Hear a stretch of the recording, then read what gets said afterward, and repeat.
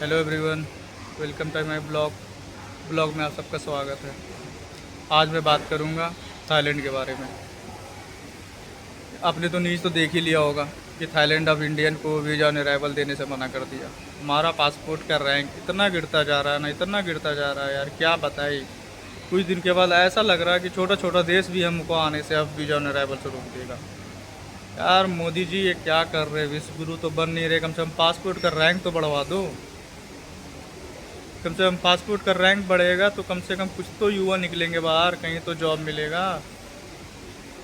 चाहे 1 नंबर से ही, चाहे 2 नंबर से तो युवा निकलेंगे, मारेंगे पर वीज़ा ऑन अराइवल पे जाके अपना वहाँ सेटल करेंगे, वो अपना समझ लेंगे। पर कम से कम पासपोर्ट की रैंक बढ़ेगा तभी तो बाहर निकलेगा। थाईलैंड की बात करता हूँ यार, थाईलैंड तो इंडिया को वीज़ा ऑन अराइवल देने से मना कर दिया। रीजन रेसिज्म,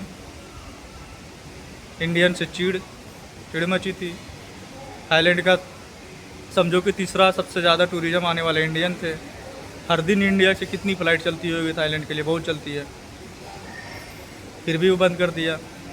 उसने सोचा कि थाईलैंड ने नुकसान समझा, लेकिन इंडियंस को आने के लिए नहीं दिया। सोच लो, इसका मेन रीज़न था सिविक सेंस। सिविक सेंस, सही बात है। हमको ये एक्सेप्ट करना पड़ेगा कि हम इंडियन में सिविक सेंस नहीं होते, क्योंकि हमें पता ही नहीं कचरा कहाँ फेंकना है, रहना कहाँ है, बात कैसे करना है, चलना कैसे है, कहाँ क्या करना है नहीं करना है, आधा पता ही नहीं होता है, क्योंकि हमें शुरू से सिखाया ही नहीं गया।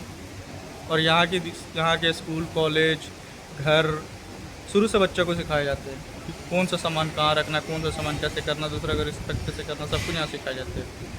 उसका परिणाम आज झेलना पड़ रहा है सबको। इंडियन को बाहर तो निकल जाते हैं, पर वही अच्छा से रहे तो ठीक है। बहुत ऐसे इंडियन है जो अच्छे अच्छे मुकाम पे पहुँचे, अच्छे अच्छे नाम कमाए, लेकिन कुछ इंडियंस ऐसे हो जाते हैं जिसकी वजह से पूरा इंडिया बदनाम हो जाता है। थाईलैंड के केस में मैं बताता हूँ कि सारे इंडियन तो जाते हैं, वो इंडियन तो बहुत जाते हैं, पर कुछ लोग क्या करते हैं ना, बीच पे फुकेत बीच पे गंदा कर दिए, नाचने लगे, शर्ट खोल दिए, पैंट खोल दिए। वैसे तो शर्ट पैंट खोलो कोई वहाँ नॉर्मल है, लेकिन एक तरीका होता है। जैसे तैसे करने लगे, कचड़ा फेंक दिए, ये कर दिए, पटाया सिटी गए नाइट क्लब में, और रात में रोड पे गए, रोड पे जैसे तैसे नाच रहे, ये दिस दैट। अब तो वहाँ के कितने सारे रेस्टोरेंट में तो डायरेक्ट बोर्ड पे लिखा हुआ है Indians not allow. Reason reason यही कि हम खुद से गलत कर रहे हैं, हमें क्या दूसरा कोई बोलेगा, हम खुद से गलत कर रहे हैं। बहुत सारे लोग इंडियन जाते तो कुछ इंडियन देख के बोलते यार, क्या कर रहे हो भाई, क्या मत करो यार, तुम्हारे चलते पूरा इंडिया का नाम ख़राब हो रहा है। लेकिन कुछ समझेंगे नहीं, अपने मस्ती के चक्कर में, मज़े के चक्कर में मज़े करते रहेंगे। जिसका नतीजा आज हुआ कि थाईलैंड भी हमें वीज़ा अराइवल देने से मना कर दिया। कुछ दिन के बाद ऐसा लगेगा कि छोटे छोटे देश भी तो हमको आने के लिए मना करेंगे, बोलेंगे तुम मत ही आओ इंडियन, हम नुकसान अपना झेल लेंगे लेकिन तुम मत आओ। पासपोर्ट का रैंक कितना गिरता जा रहा है, क्या होगा अब बताओ। और दूसरी सबसे बड़ा रीज़न ये भी है, हमारी जनसंख्या इतनी है कि हमें कोई दूसरा देश वीज़ा अराइवल देने से डरता है। वो चाहता ही नहीं कि इंडिया को हम वीज़ा अराइवल कर दें। जिस दिन वीज़ा अराइवल कर देंगे, इतने सारे इंडियन आ जाएंगे कि उसका यहाँ पूरा का पूरा सिस्टम बैलेंस ख़राब हो जाएगा। हमारा कितना डंकी मार के अमेरिका जाने के लिए 40 लाख 45 लाख रुपये लगा के जाते हैं, डंकी रूट मारते मारते 2 महीना, 1 महीना, 1.5 महीना में पहुँचते। सोचो, यहाँ से निकल गए दुबई, दुबई से निकल गए माल्टा, माल्टा से निकल गए फ्रांस, फ्रांस से निकल गए आपका ये कोई भी लेटिन अमेरिका में किसी में उतर गए,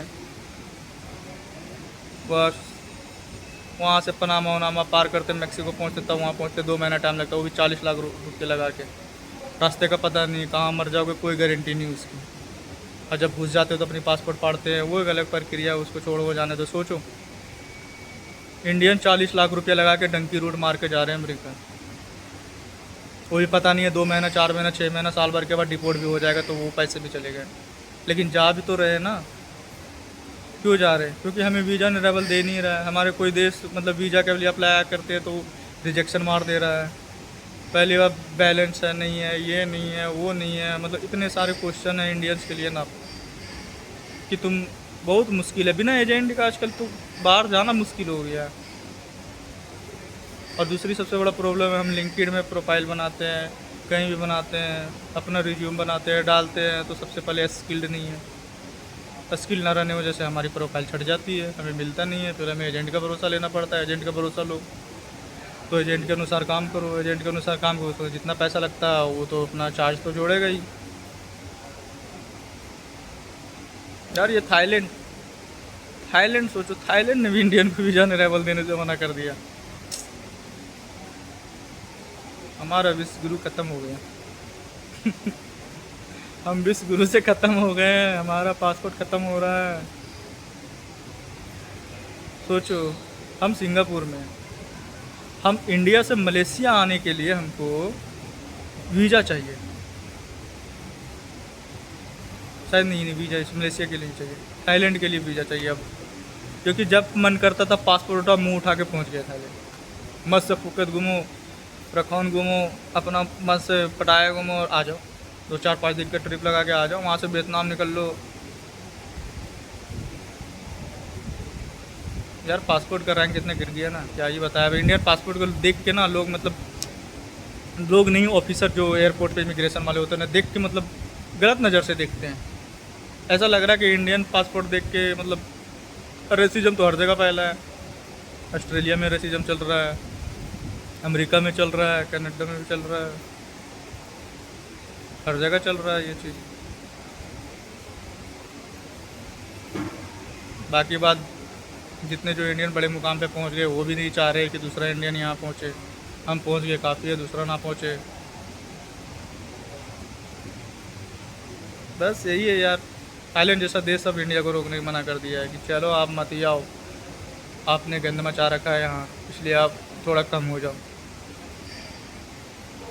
चलिए मिलते हैं नेक्स्ट ब्लॉग में। बाकी बात के लिए गुड नाइट, शुभ रात्रि। आप वीडियो को लाइक कर दे, सब्सक्राइब कर दे और शेयर कर दे।